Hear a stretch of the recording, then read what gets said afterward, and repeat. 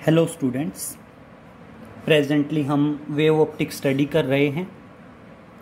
Previous lecture में हमने wave front and Huygens principle की applications, Huygens principle and its application study कर चुके हैं। अब हम आते हैं इंटरफेरेंस पे। हमने बताया था वेव ऑप्टिक्स में हम 3 प्रोसेस के बारे में पढ़ेंगे, इंटरफेरेंस, डिफ्रैक्शन एंड पोलराइजेशन। तो हम सबसे फर्स्ट में बात करते हैं इंटरफेरेंस की। तो देखिए बेटा, इंटरफेरेंस के बारे में पढ़ने से पहले हमें कोहेरेंट सोर्सेज के बारे में पढ़ना होगा। तो देखिए स्टार्टिंग हम यहीं से करते हैं। What are the coherent sources? Coherent sources क्या होते हैं? तो देखिए टॉपिक है that is coherent sources.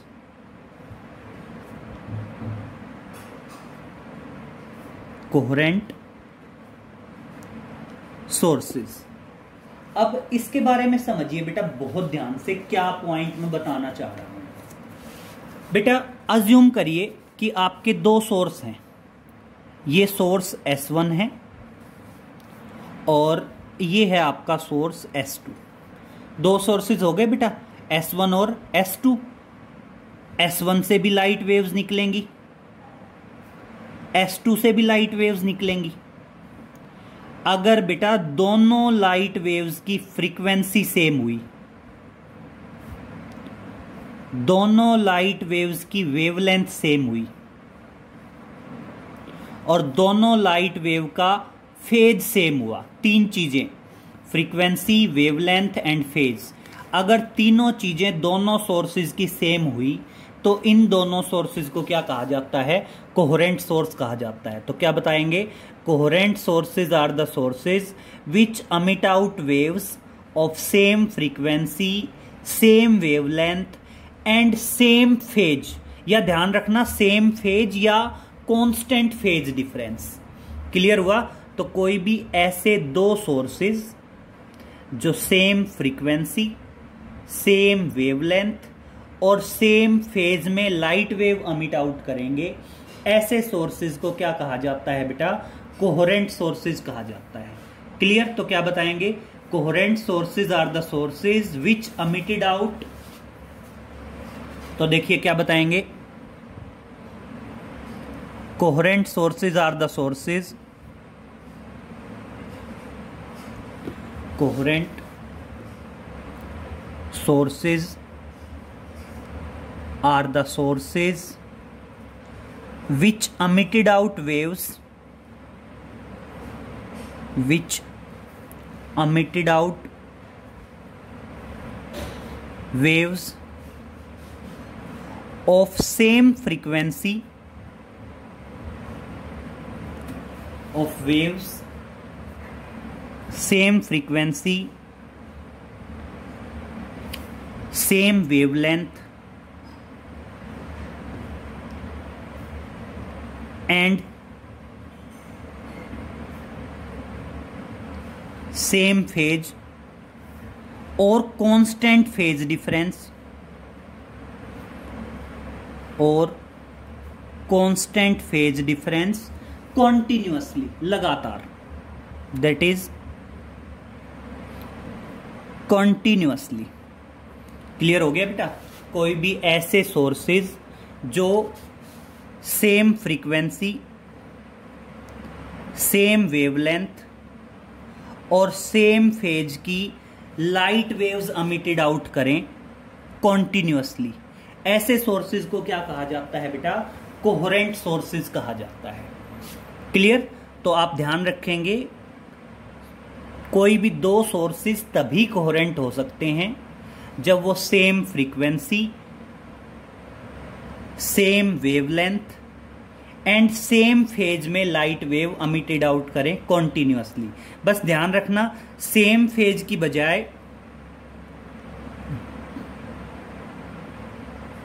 Constant phase difference भी हो सकता है। क्लियर? सेम फेज की बजाय क्या हो सकता है बेटा? कांस्टेंट फेज डिफरेंस भी हो सकता है। आगे आता है that is conditions for coherent sources. Conditions for coherent sources. हम पढ़ेंगे कब सोर्सेज कोहेरेंट हो सकते हैं और कब कोहेरेंट नहीं होंगे। मतलब सिंपल वे में हम कह रहे हैं कि हम कोहेरेंट सोर्सेज की कंडीशंस के बारे में पढ़ेंगे। तो समझिए, सबसे पहली बात क्या है बेटा, आप किसी भी सोर्स को और किसी भी प्रोसेस का यूज करके दो या दो से ज्यादा सोर्सेज में डिवाइड करेंगे तो वो क्या होंगे, कोहेरेंट। समझिए कैसे। अज्यूम करो रूम के अंदर कोई लाइट बल्ब जल रहा है, ग्लो कर रहा है। आप उस लाइट बल्ब को एक बॉक्स के अंदर बंद कर दो और उस बॉक्स में आप 2 होल कर दो। लाइट उन दोनों होल से बाहर आ रही है, तो बेटा वो बेसिकली है तो एक ही सोर्स, लेकिन हमने ऊपर बॉक्स लगा के होल करके उसको 2 सोर्सेज में डिवाइड कर दिया। अब बेटा ये दोनों सोर्सेज क्या होंगे, कोहेरेंट होंगे। क्लियर। तो आप ध्यान रखोगे, coherent source of light should be obtained from a single source by using any device. Clear. मतलब किसी भी डिवाइस का यूज करके किसी भी सोर्स को अगर हम 2 या 2 से ज्यादा सोर्सेज में डिवाइड करते हैं तो ये क्या होंगे बेटा, अपने आप में कोहेरेंट सोर्सेज होंगे। क्लियर। तो क्या बताओगे, coherent sources of light should be obtained, first condition है, that is coherent sources of light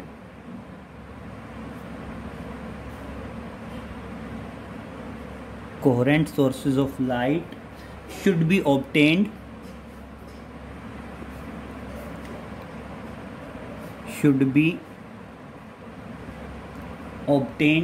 from a single source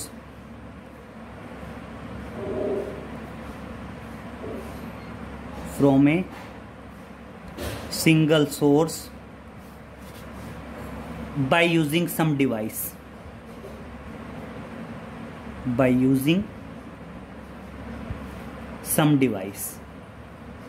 clear. किसी भी डिवाइस का यूज करके एक सिंगल सोर्स से ही क्या किए जा सकते हैं, कोहेरेंट सोर्स ऑब्टेन किए जा सकते हैं। क्लियर। नेक्स्ट पॉइंट पे आते हैं बेटा। नेक्स्ट पॉइंट सुनेंगे कि सपोज करिए रूम के अंदर कोई लाइट बल्ब ग्लो कर रहा है और रूम का फ्लोर भी प्लेन मिरर है, रूम की रूफ भी प्लेन मिरर है और रूम की जो वॉल्स हैं वो भी मान लीजिए प्लेन मिरर है। तो हमें उस लाइट बल्ब की इमेजेस मिलेंगी, रियल या वर्चुअल उसको छोड़ दो, वो सेकेंडरी पॉइंट है। बट जो भी इमेजेस होंगी, चाहे वो रियल हो या वर्चुअल हो, वो आपस में एक दूसरे के साथ भी कोहेरेंट होंगी और विद रेस्पेक्ट टू सोर्स भी क्या होंगी, कोहेरेंट होंगी। क्लियर। तो क्या बताएंगे, द इमेजेस रियल या virtual are coherent with respect to each other and also with respect to source. Clear. तो क्या बता देंगे, द इमेजेस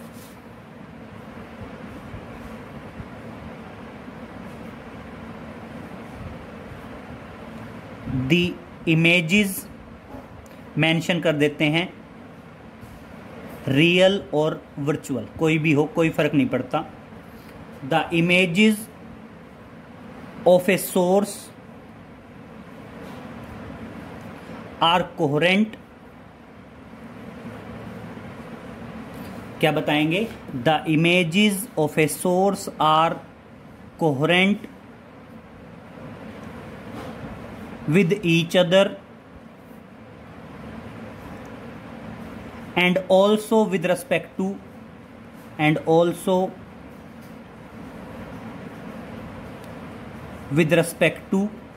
source।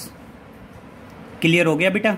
जो इमेजेस हैं चाहे वो रियल हो या वर्चुअल हो, वो आपस में भी कोहेरेंट होंगी और विद रेस्पेक्ट टू सोर्स भी क्या होंगी, कोहेरेंट होंगी। क्लियर हुआ। नेक्स्ट पॉइंट पे आते हैं। जो मोनोक्रोमेटिक लाइट के सोर्स होते हैं वो ही क्या होते हैं, कोहेरेंट होते हैं। The two source should give monochromatic light. तो क्या बताएंगे, the two sources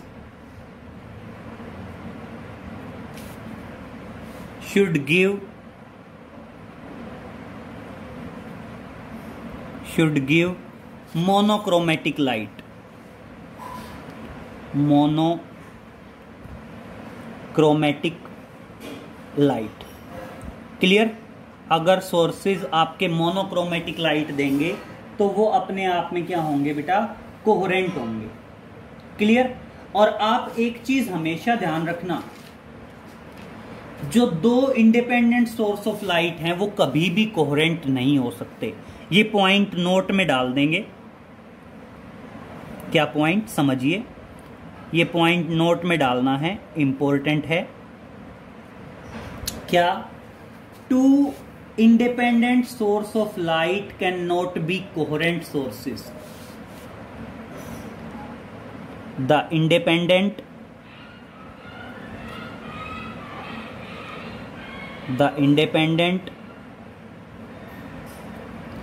sources of light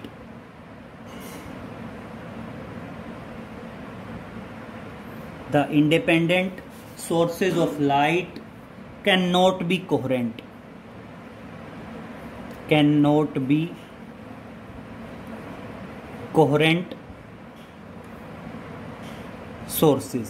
इस पॉइंट का मतलब समझिए. जैसे सपोज करो आप गाड़ी की हेडलाइट्स को अज्यूम कर लीजिए. कोई भी कार है, उस कार की जो दो हेडलाइट्स हैं वो दोनों बिल्कुल सेम पावर से ऑपरेटेड होती हैं. दोनों को ऑन करने के लिए सेम स्विच होता है, लेकिन बेटा दोनों एक दूसरे से अलग हैं, इंडिपेंडेंट हैं. तो कभी भी ध्यान रखना, जो दो अलग अलग सोर्सेज होंगे वो कभी भी कोहेरेंट नहीं हो सकते. क्लियर? तो आप हमेशा ध्यान रखेंगे, the two independent sources of light can not be coherent. जो इंडिपेंडेंट सोर्सेज ऑफ लाइट हैं वो कभी भी कोहेरेंट नहीं हो सकते. क्लियर? और अब हम आते हैं इंटरफेरेंस ऑफ लाइट पे. बेटा इंटरफेरेंस ऑफ लाइट तभी हो सकता है जब दोनों लाइट सोर्स कोहेरेंट हों. इसीलिए हमने पहले कोहेरेंट सोर्सेज को डिस्कस किया है. और अब हम अपने मेन टॉपिक पे आ रहे हैं, that is interference of light. Topic है that is interference of light. Clear? That is interference of light. अब समझिए इंटरफेरेंस ऑफ लाइट क्या है.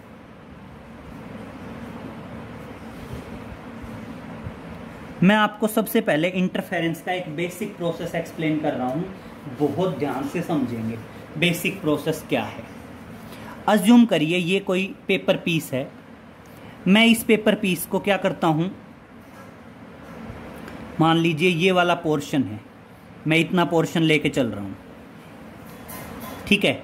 इतने पोर्शन में मैं क्या करता हूं, ये एक पीस कट करके निकाल देता हूं, फिर ये एक पीस छोड़ देता हूं, फिर ये एक पीस कट करके निकाल देता हूं, फिर ये एक पीस छोड़ देता हूं, फिर यहाँ से कट कर देता हूं, यहाँ से छोड़ देता हूं, कट कर देता हूं, छोड़ देता हूं, कट कर देता हूं, छोड़ देता हूं. मतलब अल्टरनेट है. एक पोर्शन निकाला हुआ है, एक पोर्शन है, एक निकाला हुआ है, एक निकाला हुआ है कट करके. क्लियर? किसी भी ब्लेड वगैरह का यूज करके हमने कट कर दिया. अब समझिए, अगर मान लीजिए मैं ऊपर से टॉर्च से या किसी भी चीज से लाइट प्रोजेक्ट करूंगा ऊपर से, तो नीचे नोटबुक पे क्या होगा बेटा? नीचे नोटबुक पे जहां से कट किया हुआ है वहां तो नीचे नोटबुक पे ब्राइट लाइन दिखेगी. तो क्या है, जहां कट किया हुआ है वहां ब्राइट लाइन दिखेगी, जहां कट नहीं किया हुआ वहां आपको हल्का सा शेडिड पोर्शन दिखेगा, शेडो दिखेगी. जहां कट किया हुआ है वहां से लाइट, फिर shadow, light, shadow, light, shadow, light और शेडो. ये पैटर्न होगा टॉर्च से जब प्रोजेक्ट करेंगे. इसे ही कहते हैं इंटरफेरेंस पैटर्न. जहां लाइट दिखेगी उसको बोला जाता है bright fringe, dark fringe, bright fringe, dark fringe, bright fringe, dark fringe, bright fringe, dark fringe, bright fringe, dark fringe. मतलब जो व्हाइट लाइन दिखेगी उसको ब्राइट फ्रिंज बोलते हैं, जो शेडेड पोर्शन दिखेगा उसे डार्क फ्रिंज बोलते हैं, जो व्हाइट लाइन दिखेगी उसको ब्राइट फ्रिंज बोलेंगे, जो शेडेड पोर्शन होगा उसको डार्क फ्रिंज बोलेंगे। एग्जैक्टली ये होता है बेटा इंटरफेरेंस पैटर्न। मतलब इंटरफेरेंस पैटर्न में हमें स्क्रीन के ऊपर डिस्प्ले पे एक ब्राइट लाइन दिखती है जिसको बोलते हैं ब्राइट फ्रिंज, एक डार्क लाइन दिखती है जिसको बोलते हैं डार्क फ्रिंज, और अल्टरनेट मिलती चली जाती हैं ब्राइट डार्क, ये पैटर्न कंटिन्यू रहता है। क्लियर? ऐसा होता कब है, क्यों होता है, समझिए बेटा। मान लीजिए दो कोहेरेंट सोर्स हैं S1 and S2, these are two coherent sources.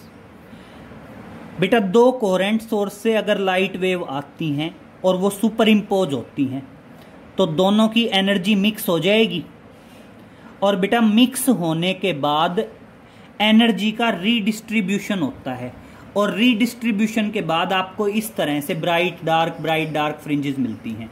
मतलब बेसिकली इंटरफेरेंस क्या है, हमें स्क्रीन के ऊपर अल्टरनेट ब्राइट और डार्क फ्रिंजेस का मिलना, इसको कहते हैं इंटरफेरेंस। रफली आइडिया है ये कि देखने में इंटरफेरेंस कैसा होता है। अब है क्या ये, जब दो कोहेरेंट सोर्स से आने वाली लाइट वेव सुपर इम्पोज होती हैं तो उनकी एनर्जी का रीडिस्ट्रीब्यूशन होता है, और ये जो प्रोसेस है ब्राइट और dark fringes, this is the result of redistribution of energy. Clear? तो इंटरफेरेंस ऑफ लाइट क्या है, redistribution of the energy when two waves from coherent sources super impose on each other. Clear? जब coherent source से आने वाली light waves super impose हो जाती हैं तो उस टाइम पे जो एनर्जी का रीडिस्ट्रीब्यूशन होता है उस प्रोसेस को ही क्या कह देते हैं, that is interference of light. तो समझिए इंटरफेरेंस ऑफ लाइट क्या बताएंगे, it is the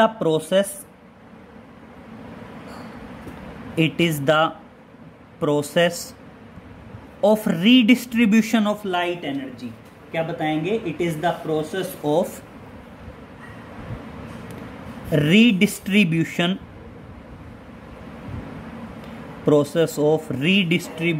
of light energy।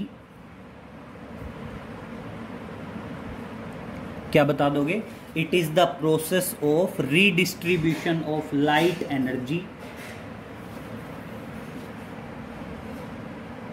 when the waves of two coherent sources superimpose on each other। When the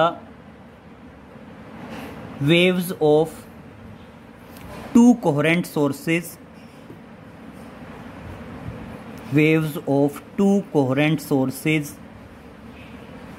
superimpose on each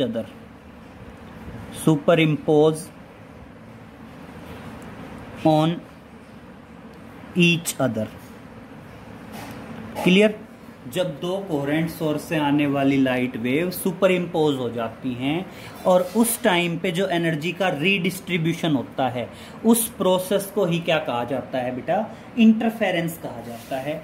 और अब आती हैं that is conditions for interference of light, that is conditions for interference of light. Interference of light मतलब कब interference of light होगा, interference of light के लिए क्या क्या कंडीशंस होंगी, इनके बारे में पढ़ना है।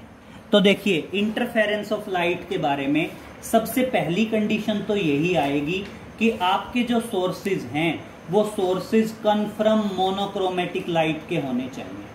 सबसे पहली कंडीशन क्या है, two sources of light must be coherent sources.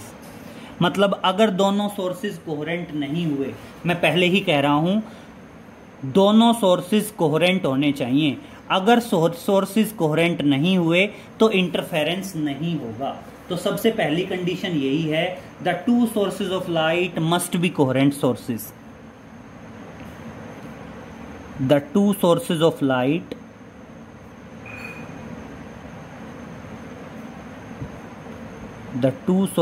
Light must be coherent sources, must be coherent sources। जो दो लाइट सोर्सेज हैं वो दो लाइट सोर्सेज अपने आप में क्या हैं बेटा, कोहेरेंट सोर्सेज हैं। क्लियर। नेक्स्ट पॉइंट पे आते हैं। नेक्स्ट पॉइंट क्या है बेटा, जो दो लाइट सोर्सेज हैं वो स्ट्रॉन्ग होने चाहिए और उनका बैकग्राउंड क्या होना चाहिए, small. Strong in the sense ताकि वो कॉन्टिन्यूअसली वेव अमिट आउट कर सकें, सेम फ्रीक्वेंसी सेम वेवलेंथ की। तो नेक्स्ट पॉइंट क्या आता है, नेक्स्ट और सेकंड पॉइंट है the two sources should be strong, the two sources should be strong and of small background, and of small background। और क्या होना चाहिए आपका, बैकग्राउंड भी स्मॉल होना चाहिए। क्लियर। फिर नेक्स्ट क्या है कि जो दो सोर्सेज हैं वो दोनों सोर्सेज मोनोक्रोमेटिक लाइट के होने चाहिए और एक दूसरे के क्लोज भी होने चाहिए। There should be small separation, there should be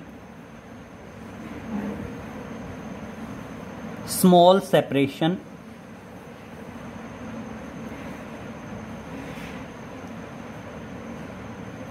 between the sources. जो बेटा दोनों सोर्सेज हैं उन दोनों सोर्सेज के बीच का सेपरेशन भी क्या होना चाहिए, स्मॉल होना चाहिए।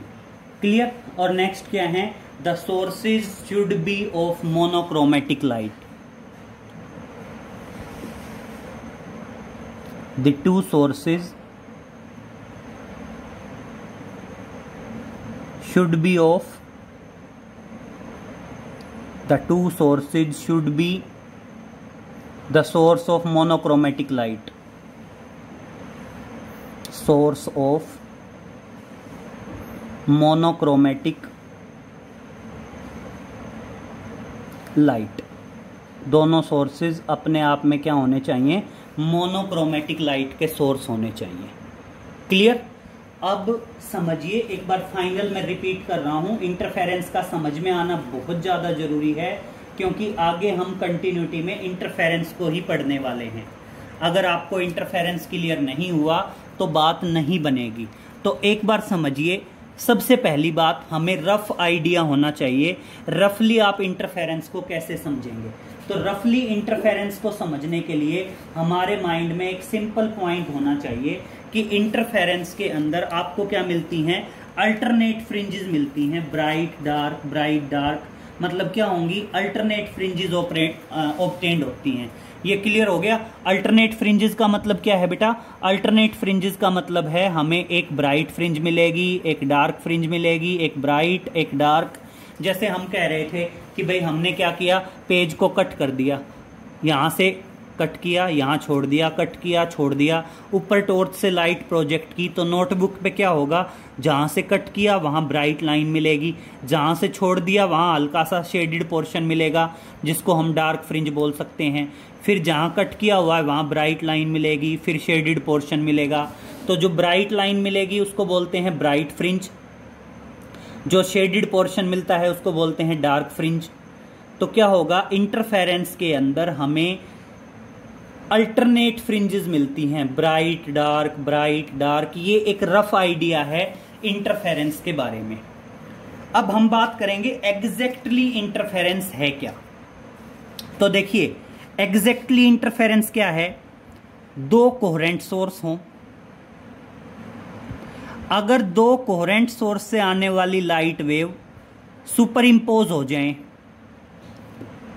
और सुपर इम्पोज होने के बाद जो एनर्जी का रीडिस्ट्रीब्यूशन हो, भाई दोनों की एनर्जी थी, सुपर इम्पोज हुई, सुपर इम्पोज होते ही एनर्जी मिक्स हो गई और उसका जो एनर्जी का रीडिस्ट्रीब्यूशन होगा, रीडिस्ट्रीब्यूशन की वजह से ही हमें क्या मिलेंगी, यहां अल्टरनेट फ्रिंजेस मिलेंगी, ब्राइट डार्क इस तरह से। ठीक है। तो एनर्जी का जो रीडिस्ट्रीब्यूशन है, कौन सी एनर्जी का, दो कोहेरेंट सोर्स से आने वाली लाइट वेव का सुपर इम्पोज होने के बाद जो एनर्जी का रीडिस्ट्रीब्यूशन है, इस प्रोसेस को क्या कहा जाता है, इंटरफेरेंस ऑफ लाइट कहा जाता है। तो आप